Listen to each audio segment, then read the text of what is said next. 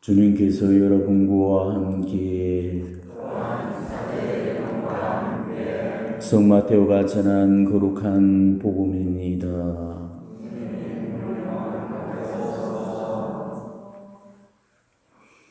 그때 예수님께서 사도들에게 말씀하셨다. 가서 하늘나라가 가까이 왔다고 선포하여라. 앓는 이들을 고쳐주고 죽은 이들을 일으켜 주어라. 나병 환자들을 깨끗하게 해주고 마귀들을 쫓아내어라. 너희가 거저 받았으니 거저 주어라. 전대에 금도 은도 구리 돈도 지니지 마라. 여행 보따리도 여벌옷도 신발도 지팡이도 지니지 마라. 일꾼이 자기 먹을 것을 받는 것은 당연하다.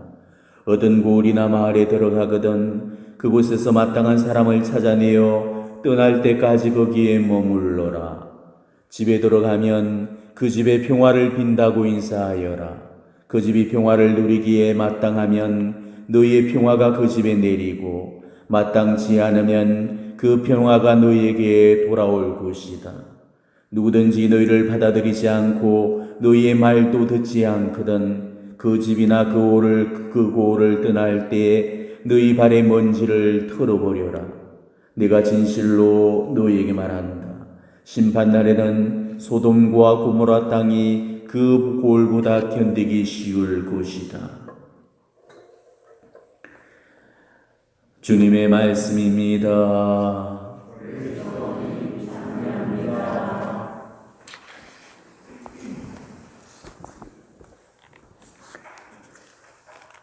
오늘 예수님께서는 제자들을 선교지로 파견 보내시면서 당부의 말씀을 주고 계십니다.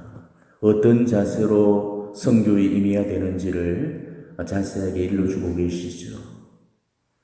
그런데 예수님께서는 우리가 전하는 그 선교가 공으로 받은 것을 공으로 돌려주는 거라고 하시면서 너희가 거저 받았으니 거저 주어라 이렇게 말씀하셨습니다.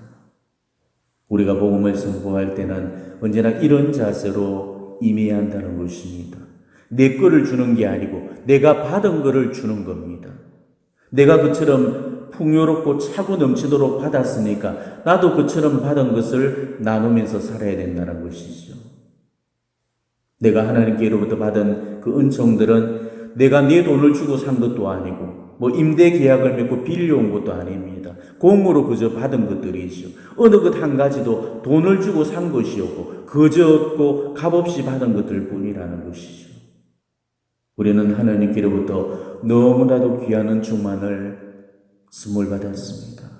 내가 지금 이 가톨릭 교회 안으로 불려져서 하나님께로부터 받은 은총의 선물이 얼마나 크고 놀라운지를 우리가 하나하나 따져보고 정말로 공짜로 무상으로 받은 것들을 얼마나 깊이 감사하고 살고 있는가를 한번 깊이 반성을 해보셔야 되겠습니다. 우리는 다들 가톨릭 신앙 안으로 불림을 받았고 그리고 이 가톨릭의 세례 성사를 통해서 구원의 세계로 들어오는 첫 번째 관문을 만나게 되었습니다. 이 생명의 문을 통과하게 되면 갖가지 보화와 진귀한 보물들을 만나게 되죠. 지금 여러분들이 누리고 있는 게 바로 그겁니다. 칠성사의 은총들, 준성사의 축복들, 각종 은사들, 성인들의 통공, 전례행위와 각종 경신례들, 그리고 다양한 신심들, 이 모든 것들이 우리 가톨릭 교회만이 유효하게 보존하고 있는 보물들이고 보화들이라는 것입니다. 우리는 지금 이것들을 가톨릭 교회 안에서 다 누리고 살고 있습니다. 지금 여러분들이 살고 있는 신앙이 바로 그거죠.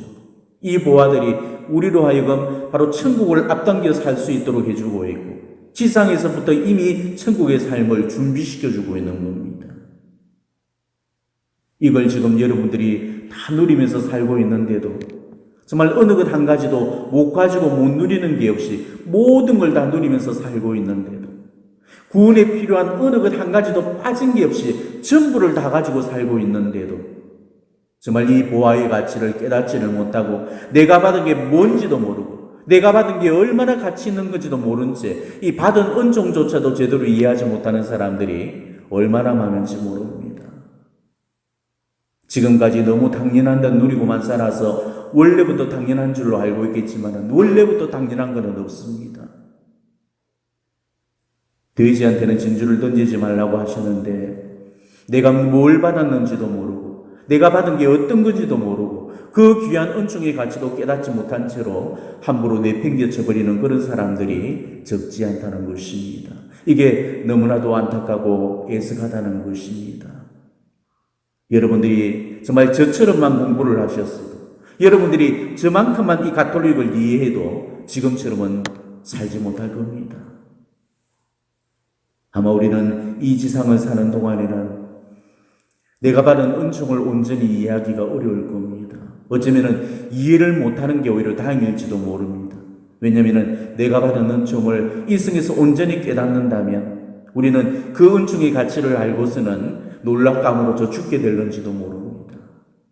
내가 받은 보화들은 값으로 매길 수 없는 은총이고 이 세상 모든 보화를 다 주고도 살 수 없을 정도로 귀하고 중요한 그런 보물이라는 사실을 깨달으셔야 됩니다.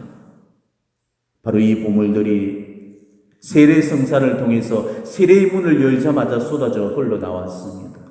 먼저 하나님은 우리에게 이 세례 성사를 통해서 당신의 자녀로 새로 태어나게 해주셔서 하나님을 아빠, 아버지라고 부르도록 해주셨죠. 이게 우리가 받은 첫 번째 선물이고 우리가 지니고 있는 가장 위대한 유산이고 보화라는 것입니다. 한번 생각을 보십시오. 이게 상식적으로 가당키나 한 일이겠습니까? 어떻게 피조물이 창조주의 자녀가 될 수가 있겠습니까? 어떻게 창조주가 피조물의 아버지가 되어서 창조주를 아빠, 아버지라고 부를 수 있겠습니까? 이런 말도 안 되는 일이 지금 우리 삶에 일어났다는 것이죠. 세례 성사를 통해서 이런 자격들이 우리에게 부여가 되었다는 것입니다. 거기다가 예수 그리스도께서는 당신의 저 십자가상의 순환과 죽음으로 세우셨던 그 구속의 공로를 정말 아무런 공덕도 없는 우리한테 무상으로 주셔서 우리를 구원의 상속자가 되게 하셔서 영원한 나라의 그런 유업을 차지할 수 있는 그 자격을 허락하셨다는 것입니다. 때문에 이제는 원죄로 말미암아서 막혀 있었던 그 천국 낙원의 문이 열렸기 때문에 이 구원의 성사인 우리 가톨릭 교회가 제시하는 길을 따라서 구원에 이르도록 힘써 노력만 한다면 누구든지 이제는 구원에 도달할 수 있게 되었습니다. 네 죄로는 결코 도달하지 못할 그 구원의 문을 우리 예수님께서 열어주셨고 내가 일상 동안 지었던 그런 죄들을 완전히 없애주셔서 내가 바로 그 구원의 문에 들 수 있도록 해주셨습니다. 세례성소로 말미암아서 원죄와 본죄를 사해 주셔서 망정이지 정말 내 선업과 내 공로로는 가당치 않고 어림없는 일이지요.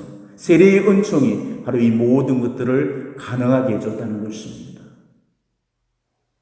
그리고 무엇과도 비교할 수 없는 큰 부활은 지금 우리가 드리고 있는 이 성체 성사를 통해서 우리가 하나님의 신적 생명에 나날이 참여하게 되고 바로 그 신적인 생명을 나눠 갖게 되었다는 사실입니다. 하나님의 그 신적 생명인 예수 그리스도의 몸과 피를 모시고 이용할 수 있는 그 영예는 모든 피조물 중에서도 오로지 우리한테만 유일무이하게 주어지는 특권입니다. 우리가 영하는 성체는 천상의 천사들도 부러워할 음식이고 억조 창생이 그 샘을 내고 있는 음식입니다. 하나님의 생명을 나누어 받는다는 게 이 얼마나 놀랍고 위대한 일입니까? 매번의 미사 때마다 하나님께서 성체 성사를 통해 친히 나를 찾아오셔서 나와 친교를 이루시고 나와 결합해 주십니다. 천국에서나 가능할 이 성스러운 결합을 우리는 이미 이 승에서 누리고 살고 있다는 거죠. 그렇기 때문에 이 미사를 작은 천국이라고 부르고 있는 겁니다. 또 우리는 세례 성사를 통해서 죄를 끊어버리겠다고 서약은 했지만은 우리 부패한 인간 본성의 허약함으로 말미암아서 또다시 죄에 떨어질 수밖에 없고 그래서 세례 성사를 통해서 받았던 그 은총 지위를 잃어버린 채로 서서히 성화 은총으로부터 멀어져 가게 됩니다. 그렇지만은 인성을 취하신 예수님은 그런 인간의 허약함을 누구보다 더 잘 아시기 때문에 바로 이 고해 성사를 세워주셔서 죄의 상처로부터 우리를 치유시켜 주셔서 우리의 성화를 도와주고 계시죠. 이게 우리가 지금 누리고 있는 두 번째 보화입니다. 가톨릭 신자들만이 참되고 유의하게 누리고 있는 고해성사라는 보화입니다. 정말 이 고해성사가 얼마나 큰 하나님 자비의 선물인가를 여러분들이 제대로 깨닫는다면 지금처럼 고해를 미루거나 빠뜨리는 그런 어리석음은 없을 겁니다. 만일 죄를 용서받을 수 있는 그 기회가 세례성사 한 번으로 끝나버리고 만다면은 다시 세례받기 이전의 죄의 상태로 떨어져서 우리는 결국 구원의 문은 닫혀버리게 되고 우리는 모두 천국을 박탈당하게 될 겁니다. 그렇지만은 고해성사가 우리를 언제나 은총지위에 머물도록 만들어주죠. 그래서 세례성사 때 받은 그 품위를 유효하게 유지시켜주게 됩니다. 1000번이면 1000번이라도, 10,000번이면 10,000번이라도 우리가 죄의 용서를 청하기만 하면은 받을 수가 있고 바로 그 은총이 고해성사를 통해 흘러나온다는 것이죠. 그렇기 때문에 우리는 늘 죄의 양서를 받고 성화되어서 천국을 향해서 나아갈 수 있게 되는 것입니다. 그리고 이 밖에도 다른 성사들, 견진성사, 병자성사, 혼인성사, 신품성사가 바로 우리를 구원으로 이끌어주는 그런 보배로운 은총의 수단이 되고 있죠. 거기다가 준성사의 은총의 수단들이 또한 우리를 성화의 길로 이끌어주고 있는 것입니다. 정말 시간 관계상 우리 가톨릭 교회의 보화들을 하나하나 다 짚어드릴 수는 없지만은 우리 가톨릭 교회의 모든 구원의 수단들이 지금 우리의 구원을 돕고 있고 우리를 천국에까지 무사히 안착시켜주는 것입니다. 지금 성인들의 통공도 얼마나 엄청난 그런 보호하고 선물입니까? 성모님을 포함한 그 천상의 성인 성녀들과 지상을 순례하는 우리들과 연옥에서 단련받고 있는 거룩한 영혼들이 서로 공로를 나누면서 통공으로 결합되어서 우리의 구원을 도와주고 있다는 것이죠. 이 얼마나 엄청난 보물입니까? 네 혼자만의 힘으로 이르기 힘든 그 천국을 영혼의 협력자들을 통해서 더 빨리, 더 쉽게 천국에 오를 수 있다면 이 얼마나 큰 구원의 선물이 되겠습니까? 지금 연옥을 믿지 않고 성인들의 통공을 믿지 않는 개신교회는 바로 이 구원의 엄청난 보화를 스스로 내팽개쳐 버림으로써 구원의 크나큰 선물 한 가지를 잃어버렸지만 우리 가톨릭 교회는 그 은총 하나도 훼손시키지 않고 그대로 그 보화 창고 안에 그대로 간직하고 모셔두고 있죠. 이처럼 지금 우리가 가톨릭 교회 안에서 누리고 있는 것들은 원래는 이 지상에서는 절대 누릴 수 없는 것들이고 그리고 죄 많은 우리들이 받기에는 너무나도 과분한 은총들이라는 것입니다. 그런데도 그걸 지금 우리가 이렇게 받아 누리고 있다는 것이죠. 이걸 어떻게 당연하게 여길 수가 있겠습니까? 도대체 우리가 어디서 영원한 생명을 누릴 수가 있겠습니까? 도대체 우리가 어디서 하느님이 계신 천국을 소유할 수 있겠습니까? 그러니까 이게 세상 로또와 비교가 되겠고 이 세상 어떤 금은 보화와도 비교가 되겠습니까? 하나님은 우리에게 이런 놀라운 축복을 주셨는데 우리가 이런 위대한 축복을 정말 우리만 누린다면 이 얼마나 이기적이고 배은망덕한 일이 되겠습니까? 그렇기 때문에 오늘 예수님도 너희가 거저 받았으니 거저 주으라고 하신 거죠. 그 은총을 얌체같이 우리만 받아 누릴 것이 아니고 세상과 이웃들에게도 나눠주라고 하시는 겁니다. 그게 바로 우리가 지금 받아놓은 복음 선교의 사명입니다. 세상 사람들에게 예수 그리스도와 그분의 복음을 알게 해서 구세주 예수님을 영접하게 함으로써 그들로 하여금 구원을 얻도록 해주는 것. 이게 바로 우리의 첫 번째 미션입니다. 그렇다면 여러분은 어떻지요? 지금까지 내가 거저 받은 것들을 얼마나 거저 나누면서 살아왔습니까? 이 좋은 우리가 누리고 있는 이 구원의 선물을 지금 몇 명에게 전해주고 있습니까?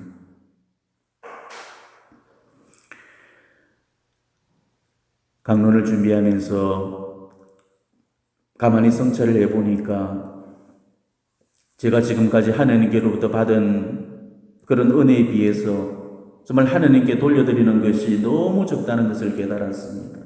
그리고 제가 받은 것들에 비해서 세상 앞에 내어준 것도 너무 적었다는 사실을 알게 되었습니다. 하나님한테 진 빚도 너무 많고 또 세상 앞에 갚아야 될 빚도 너무 많다는 것을 깨닫게 되었습니다. 하나님은 저한테 정말 과분할 정도로 차근넘치도록 귀한 은총만을 골라서 주셨는데 저는 그 은총의 빚도 제대로 못 갚으면서 살고 있는 것 같아서 마음이 너무나 무거웠습니다. 그래서 아직도 제 봉헌은 너무 초라하기만 합니다. 정말 언제쯤이면은 이 봉헌다운 봉헌을 제대로 해볼 수 있을지 그게 걱정입니다. 죽기 전까지는 정말 봉헌다운 봉헌을 한 번이라도 해보고 죽는 게 제 소원이고 그게 요즘 제가 빌고 있는 기도의 제목이기도 합니다. 그래서 지금 저는 봉헌을 다시 시작해 보려고 준비를 하고 있습니다. 언제쯤 해보고만 봉헌인지 정말 기억조차 가물가물해질 만큼 아마딱한 옛날에 봉헌을 해보고 그 이후로 지금까지 봉헌다운 봉헌을 전혀 못 해봤습니다. 오늘도 하루 종일 그 생각뿐이었습니다. 어떻게 하면 완전한 봉헌을 이룰 수 있을까? 저는 그렇게 생각합니다. 거저 받았으니 거저 주오라는 이 말씀을 정말 우리가 제대로 이행하고 살려면은 남들한테 거저 주기에 앞서서 내가 거저 받았다는 그 사실부터 깊이 깨닫고 하나님께 내가 받은 것들을 먼저 마음으로부터 감사할 수 있어야 된다는 것이죠. 내가 받은 것들이 무상으로 주어진 그 공의 선물이라는 것을 알게 되면은 나도 그것을 남에게 거저 줘야 되는 필연의 의무를 발견하게 된다는 것입니다. 나도 주님께 그런 은혜를 받았다면은 나도 누군가한테 내가 받은 그 은혜를 나눌 수 있어야 된다는 거죠. 그게 하느님의 은혜를 갚는 길이잖아요. 하느님의 은혜를 차고 넘치도록 받아왔고 또한 지금도 받고 있으면서도 나만 그 은혜를 누리고 받은 은혜를 남과 나누지 않는다면 그만큼 이기적인 것은 없을 겁니다. 거저 받은 것을 거저 줘야 하는데도 그걸 나누지 않는다면 그는 정말 큰 배은망덕한 행위가 되어질 겁니다. 오늘 다시 한번 지금 내가 이 가톨릭 신앙 안으로 불려져서 하느님께로부터 받은 은혜가 무엇이고 내가 지금 받아놓은 그 선물이 어떤 선물인가를 다시 한번 깨달으시고 그걸 남들과 나눌 수 있도록 오늘 새롭게 선교의 사명을 고취시켜 보시기를 바랍니다.